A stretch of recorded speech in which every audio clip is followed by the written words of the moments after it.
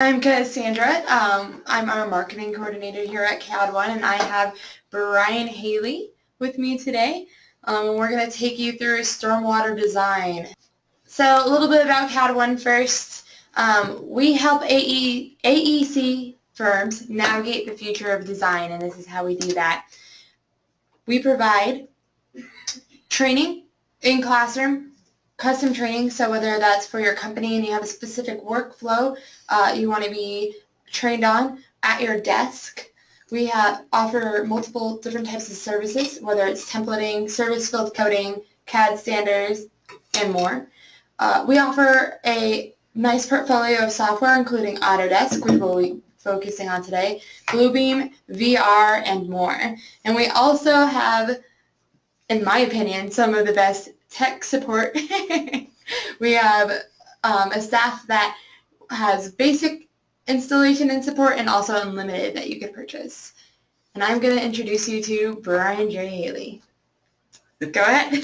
Thank you. So, yeah, my name is Brian. Welcome, everybody. Just a little bit about background on me. I am a licensed professional engineer in the state of Colorado. I got my Bachelor's of Science at Colorado State University. I did design for about 8 years, and I've been now doing this job for about a decade. So it's been a good job for me. I've enjoyed my job here. So a little bit about what we're going to be talking about today is what are the tools that are available in the design or in the AEC collection that you can use for stormwater design. Now, at any point, if you guys have any questions, feel free to type them in the question pane. Cassandra here is going to be monitoring the questions, and if you have a question, she'll interrupt me and make sure that it gets answered. So we get two different aspects of the stormwater design that comes with the collection. We have the tools that are available with Civil 3D, and then we also have tools that are available with Infraworks. Excuse me. If you're not familiar with Infraworks, Infraworks is a great program. I highly recommend you take a look at it. It is like the next generation of software. It's fun. It's very visually appealing. And it really gives you the ability to see what might be in the context of what is. So, but we're going to start off talking about Civil 3D. So we're going to see what tools are available directly within the program itself. So I've installed Civil 3D and I'm working in Civil 3D. What tools do I have that I can use for my stormwater design? We're also going to talk about the tools that get installed with the Civil 3D. Now these are not things that are run inside of Civil 3D, but they get installed with it and they're an external program. We'll also take a look at the add-ons that come with the collection. So these are some additional programs that you can install on top of Civil 3D, and they actually run in Civil 3D itself. We're also going to talk about transferring data between some of these programs. In Infraworks, likewise, we're going to see what's available directly within Infraworks, and then I'm going to show you one of the supported third-party add-ons. It's a pretty slick little program, so we'll go ahead and take a look at that as well. So we're going to start off talking about what's directly available in Civil 3D itself. All right. So the first thing we have is this concept of a catchment. Catchments are great. Basically what they do is they delineate an area, a drainage area. So for example, over here you can see I've got this catchment here, and it's basically the way I created this is I just picked a point. So this is the low point of an area, and it delineated the area that's draining to this inlet in this case. All right. It can also do exclusionary catchments. So for example, maybe the water flows down to this inlet, and this is an on-grade inlet, and then it continues on down and around to that inlet over there. All right. So if I create a catchment here and a catchment here, well, I don't want multiple catchments in the same area, so they will exclude each other from, or they won't overlap. They'll exclude one catchment from the other catchment. It's pretty slick. Also shown here is you can see we can actually use this to calculate our time of concentration. The only option that we have here is the SCS. We don't have the TR50. We don't have or TR55, TR20. We don't have urban drainage. Basically, it just gives you something real quick. You can always turn this off and just input your own time of concentration as well. The other thing that you can do with a catchment is you can attach it to a structure in your pipe network. So when I take my pipe network into another program to do the analysis, the data for the catchment goes along attached to that structure. So I don't have to recreate that information in those other programs. So the catchments are really nice here. Right? The other thing we have is this cool tool called a water drop. If you're not using the water drop, I highly recommend you take a look at it, especially if you do any sort of grading. Basically what you do is you pick a point and it shows you where that water goes. All right, so for example, I pick a point here and the cyan line is where the water goes. All right. I pick a point here and it comes down around to that point. So there's a low point here and there's a low point here, and this is where the water flows to. Now there is something you have to be aware of with a water drop. It does not fill up low areas and continue on. So if you have run into any sort of a low spot on your surface, the water drop will immediately stop, even if that low point is 1/1000th of a foot deep.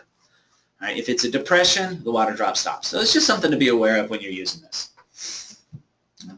Another tool that we have is stage storage. So when you're doing pond design, you need to know the volume of the pond, and you need to know what volume is being taken up at the different elevations as the water fills up. So we have a tool directly in Civil 3D called stage storage. Basically what you do is you select contours.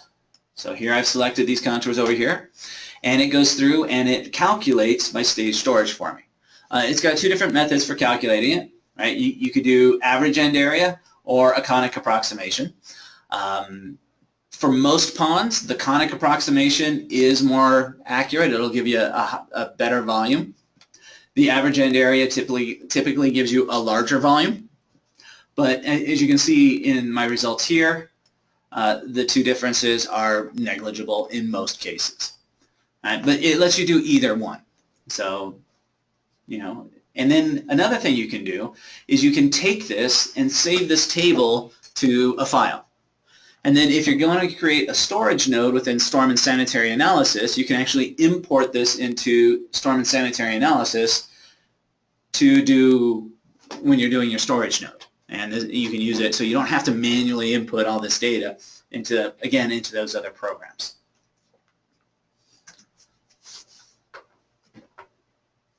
Also within Civil 3D, we can do an analysis on a surface. Where we can do elevation analyses, we can do slope analyses, things like this. But another analysis that we have is known as a watershed. So the watershed analysis basically says, okay, what are the areas on the surface that have the common drain point?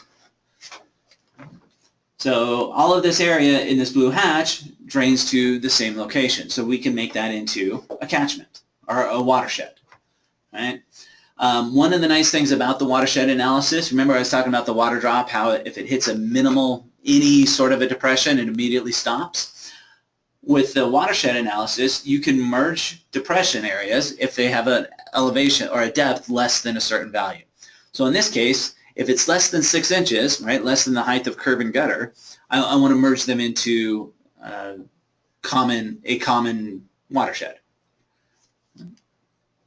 Now, in my opinion, this tool is great for just getting an idea of what's happening on your surface. I probably wouldn't use these watersheds directly in a program, but it lets me see what's going on. It lets me see issues on my surface perhaps. I know when I'm doing the drainage that I want this area to drain over to this area over here, and by looking at my watershed analysis, I can see it doesn't do that. So again, it's something there for you to see and take advantage of. Now, if you want to use this, you can extract the watershed areas from the surface and just make them polylines in your drawing, and then you can manipulate them however you like to make your catchments. So you do that the same way you can extract contours in a surface. And finally, directly in the program itself, and this one's fairly new, we have the option to analyze a gravity network. This basically just does a HEC22 analysis on your system. So you go through and you put in your rainfall information. Right, so you give it an IDF curve. You put in parameters for your structures, your tributary areas, and the pipes themselves. And then it'll go through and calculate the depth of flow within your pipes. You can then take that flow or take these results and apply them to your pipe network in your drawing. So in here you can see I'm having this pipe display the hydraulic grade line and the energy grade line. And those came from this analysis. So like I said, this one's fairly new. It was available in the 2017 V1 enhancements, and it's available directly within 2018 now.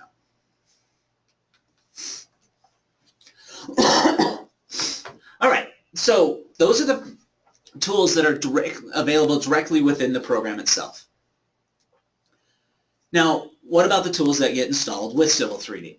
All right, so there's a whole suite of tools that get involved. If you're familiar with the Haystead programs, the StormCAD, FlowMaster, CulvertMaster, PondPack, Civil 3D has tools that are comparable to all of those. Right? And those are known as the Hydroflow tools. Right?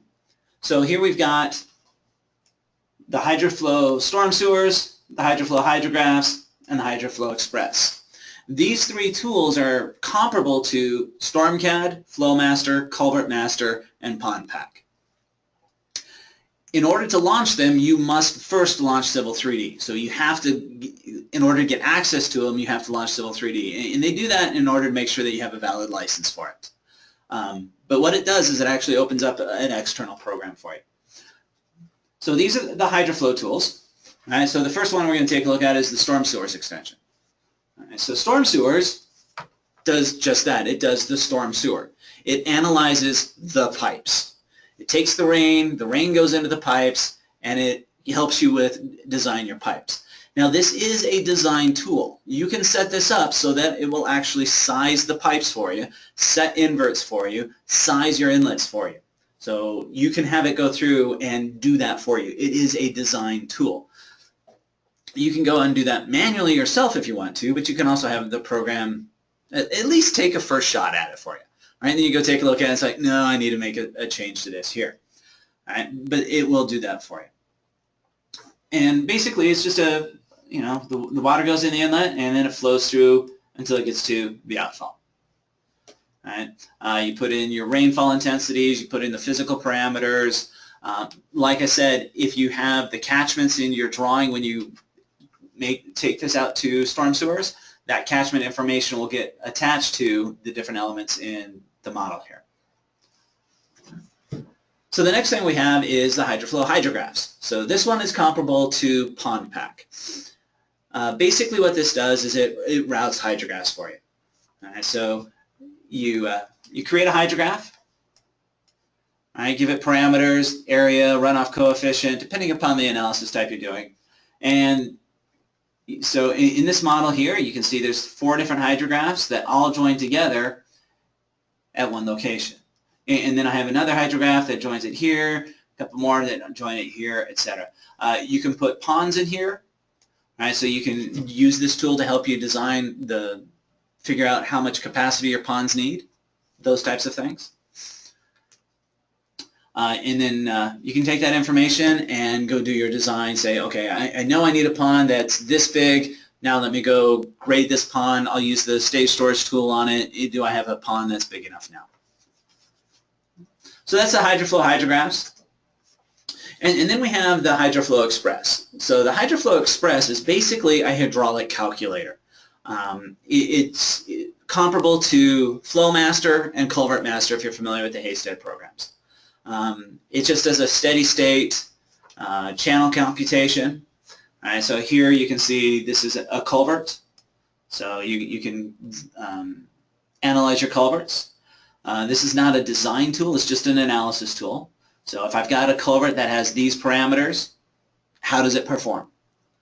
Right? At this flow, how deep is the water through the culvert? How deep is the headwater? Am I overtopping the culvert? Things like that. All right. We also have channels. All right, so I can go ahead and just do a channel calculation, a trapezoidal channel, a V section, curb and gutter, those types of things. I can calculate inlets, so what's the capacity of the inlets? I put in clogging factors, things like that. And like I said, it's just basically a hydraulic calculator here. And then we get storm and sanitary analysis. Storm and sanitary analysis it's a great program. This is not one of the Hydroflow programs. It is a separate program. This one actually came from Boss International.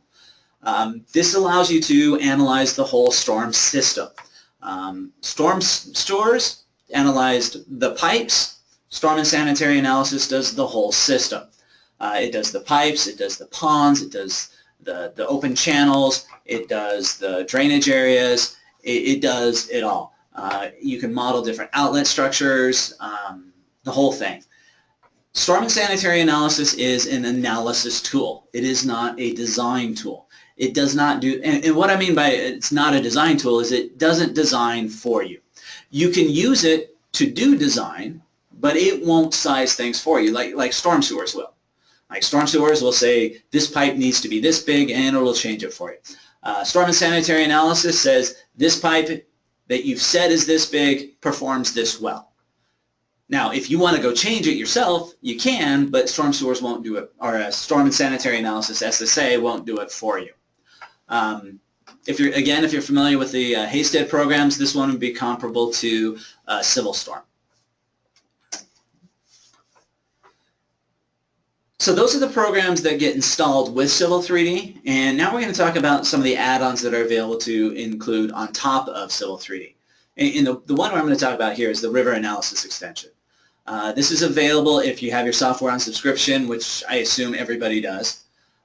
You just need to go to your manage.autodesk.com, your accounts with Autodesk, and download it and install it. Currently, the 2018 version isn't available yet. There's usually a delay in the release of the extension, so if you need these tools, you'll need to be running it on 2017. But basically what River Analysis does is it runs HEC-RAS within Civil 3D. It doesn't run something that's like HEC-RAS, it runs HEC-RAS. It creates a HEC-RAS file and it runs HEC-RAS within Civil 3D. And I know what you may be thinking, big deal, I have HEC-RAS. Well, what's the most time-consuming aspect of HEC-RAS? Creating all the data files that go into the program. And that's where River Analysis really comes into play here. So I can go through and I can use my surfaces in Civil 3D, cut my cross sections, and run the analysis. Once I get the analysis run, I can then take those results and create a floodplain map and display those really, really well. I was just working on this morning, trying to figure out if a house is going to flood. They want to put an extension on the house, and the owner doesn't think he should have to worry about the flood, and so I am doing this right now. It's really easy. It is a little quirky if you're working in 2017. You have to be careful. My recommendation is only use one drawing in your session. So there is a, let me just be fully honest here. There's a bug in 2017 and earlier. As soon as you run the River Analysis tools, it will erase the last object created, whatever that was. It could have been a line, it could be a surface, whatever it was. So if you're going to run the River Analysis tools, draw a circle and then run the command, and it'll erase the circle so that you know what it's erasing.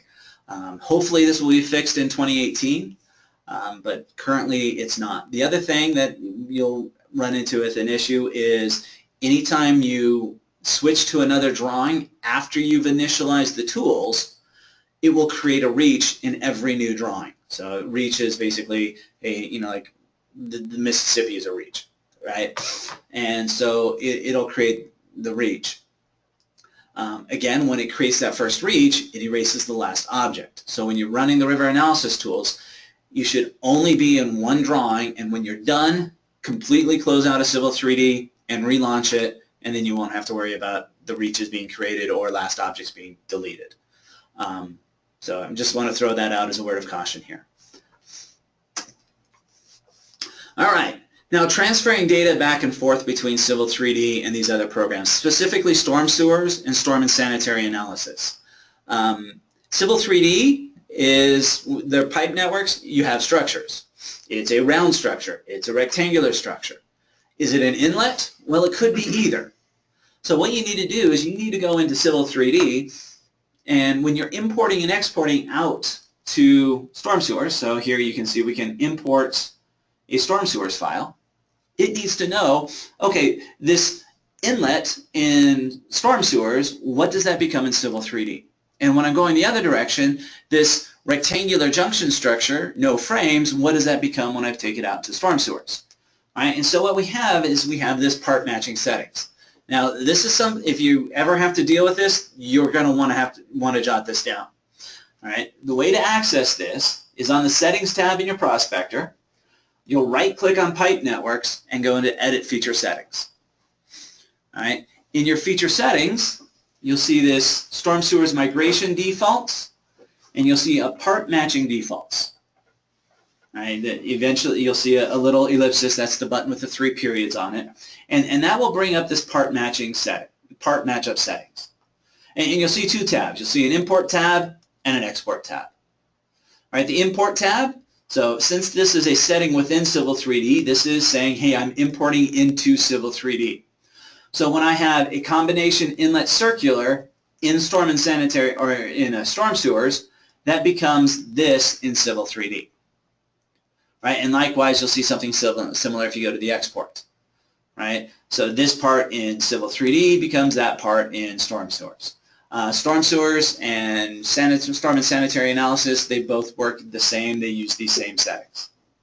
All right, but this is something important. So if you're going to be doing this a lot, I don't want to have to be changing parts all around. The other thing you'll want to make sure you do is set the correct parts list to use for migration. So if you go into storm sewers and you resize a pipe, say I had an 18-inch pipe and I resize it to a 21-inch pipe, this parts list, the storm sewers parts list, must have that size in the parts list or it doesn't know how to deal with it. All right, so that's something else you have to keep in mind as you're transferring data back and forth. All right, so that's all the stuff that we had for Civil 3D. Let's now go take a look at what's available in Infraworks. So directly within the program itself, we can create watersheds. All right. Oh, isn't that pretty? That's so much prettier than Civil 3D, isn't it? Yes. All right, so basically what I did is very similar to what I did in Civil 3D. All right, I just picked a point here and it calculated the area that's contributory to that point. All right, and it did it based on, and it can use, like, one of the cool things about Infraworks is it can use massive, massive data sets. The biggest surface I ever created in Civil 3D was right around 15 million points. I've seen surfaces in Infraworks with upwards of 1 billion points. It's just amazing how much data it can manage. All right, so if you got huge data sets, you'll probably want to check out Infraworks. All right, but basically I pick a point here and it calculates the watershed there. All right, the other thing that we can do is we can do different types of hydrology analysis. So here you can see the hydrology method is set to the rational. Right, I put in a runoff coefficient, I put in my rainfall intensity, and it calculates my peak flow for me. All right, you can also change this rational to a regression analysis. So a regression analysis, basically you tell it where in the world you are, what the depth of that 6-hour rainfall is, and it will go through and do a regression analysis and tell you, hey, this is what the flow for this area, for this catchment is going to be. It's pretty slick. I wouldn't use this for design, for detailed design necessarily, but it's great for the preliminary stuff. It's like, hey, can we get by with a 2-foot culvert going under here, or do we need to put a bridge when we put this road over this drainage area here?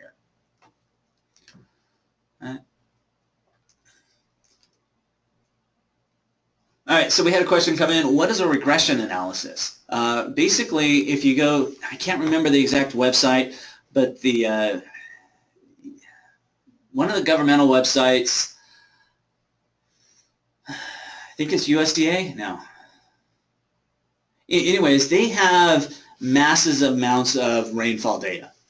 And so what it'll do is it'll go check out the region that you're in and say, okay, we've got this elevation, this region has this type of rainfall, and it'll give you a preliminary flow.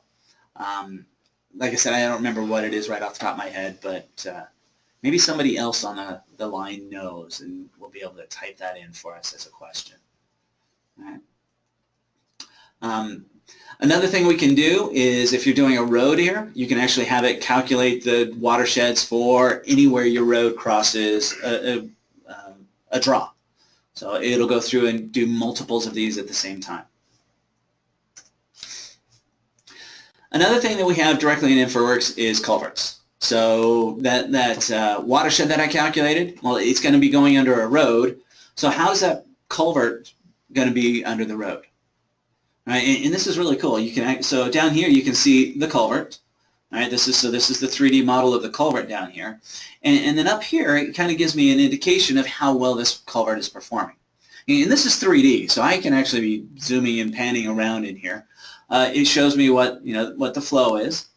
It shows me what the headwater elevation is, the downstream, the tailwater elevation, the velocity.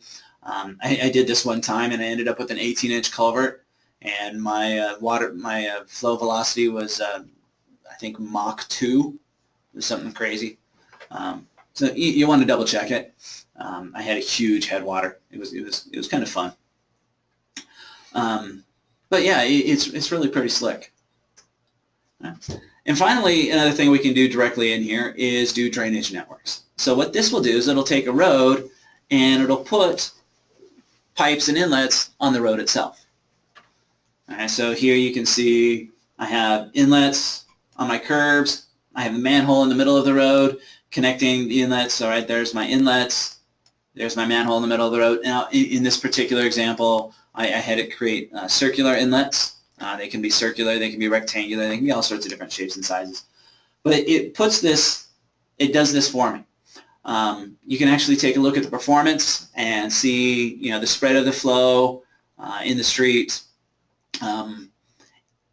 It's kind of nice. One thing to make note of, as far as Infraworks is concerned, the only water that gets to these inlets is the rain that falls on the roads. So it does not take into account off-site or off-road drainage that might be flowing onto the streets. At least not yet. Hopefully someday it will, but it doesn't yet. Yeah.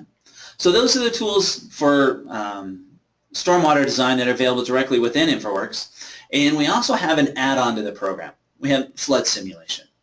All right, so if you're familiar with HEC-RAS is a one-dimensional flow analysis. This flood simulation is a two-dimensional flow analysis. So basically, all you have to do, you don't have to do cross-sections or anything like that. All you have to do is draw in the boundary that you want to study. All right, and then you say, hey, the flow is going to be coming in here. The flow is going to be exiting here. Tell it what flows you have, and you go. And it'll calculate, and you can actually watch a little visualization as the flow goes through this area. All right? Now, one thing to note, this is a third-party add-on. Right? This is by Hydronia. So if you want access to this, you have to purchase software from Hydronia as well. This is not something we sell, but it is something that if you're interested in this functionality, it is something that you're going to have to purchase on top of the collection. So like I said, just so you guys are aware. All right, and with that wraps up everything I wanted to show you guys. Do you guys have any questions on anything you guys have seen? I'd love to answer any questions you guys have. Didn't want to take up your whole lunch hour here, so does anybody have any questions at all? Give you guys a couple minutes, or maybe a few moments. All right, doesn't look like there's any questions. If you guys do end up having any questions, feel free to contact us. If you're local to the Denver area, hopefully you guys will be able to join us on the 28th for our Customer Appreciation Day. Do I have any visuals showing the Infraworks gutter spread?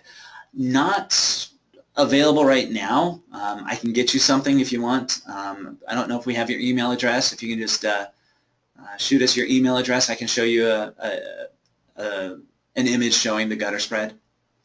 But like I said, I don't have anything available at this moment.